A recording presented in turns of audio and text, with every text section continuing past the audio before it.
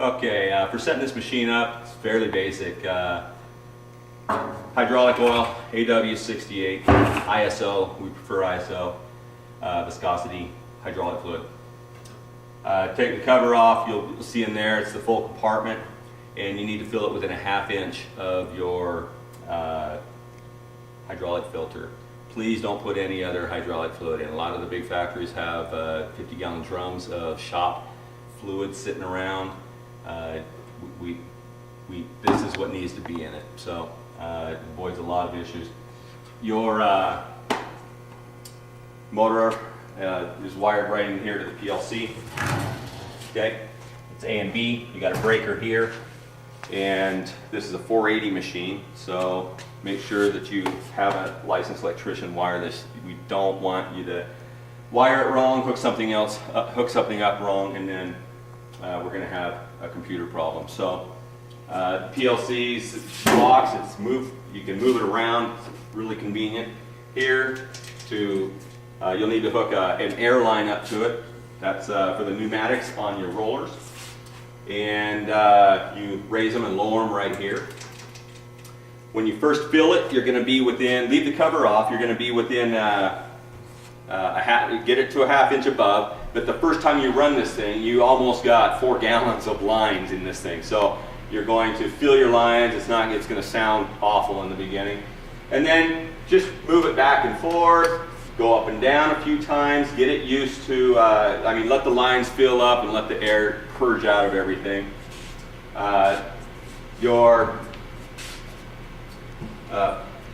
light curtain, the switch is right here on your PLC panel. You've got an emergency here, you've got an emergency here. You also have an emergency stop on your PLC. And again, your right and left here, your test cut, you can do your test for your up and down there. On the side of your head, right over here, there's a big Allen, about 3/8 of an inch. You turn that forward and it will release the magnet and your die will come off. So you want to have it in a stable place. You really don't need to worry. This thing isn't going to travel on you or want to walk on you like some presses, printing presses and stuff like that. Just throw the rubber feet down and you should be okay.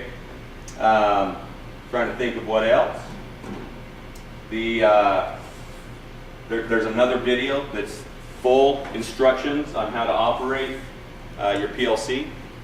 Have your employees go through that. You don't want to let people jump on this thing without having supervised them enough to know that they're ready to use it properly and safely. So try and keep the floor real clean down below you so nobody's going to get hurt there. When you're first setting this up for the first time, you've got to put it in manual mode right here, and you release this, okay? And you turn the second knob here, it says cutting setting, you turn it to the right, you push this until your die comes down and sets right there. Once it's there, don't just tighten that, make sure it's at its complete bottom stroke. Tighten that back up. As soon as you turn cutting setting to the right, your head will rise, and now you're ready to do a test cut. Once your test cut works, and let's see, you do your test cut. I like to do my test cut basically in full automatic, because as it's cutting along, it wastes a little bit of material, but as it's cutting along, I can increase my cutting pressure right there until I'm getting all the way through. And I can usually do that by the time it gets to the third one. But you can also do a manual cut, move it to the left, test, see if you're cutting enough. If not, increase a little bit of pressure, move it a little more to the left, another test cut, make sure you're cutting all the way through.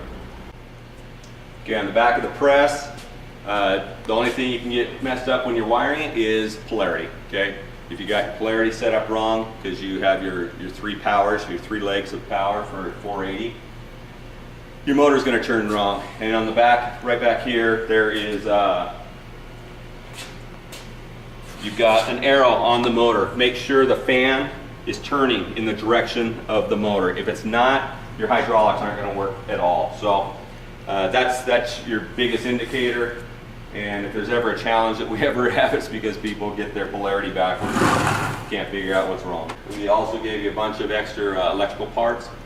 so that you know, we have them in stock. We can send them to you immediately next day and overnight, but why not just include them with the press? So if you have a problem, you have those parts in stock. So that's basically it, gentlemen. If you have any questions, give us a holler on this. You have our cell number, and that's the way we offer the customer service that we offer. You have a challenge, we want to make sure you're up and running always, and that's what our customers come to rely on.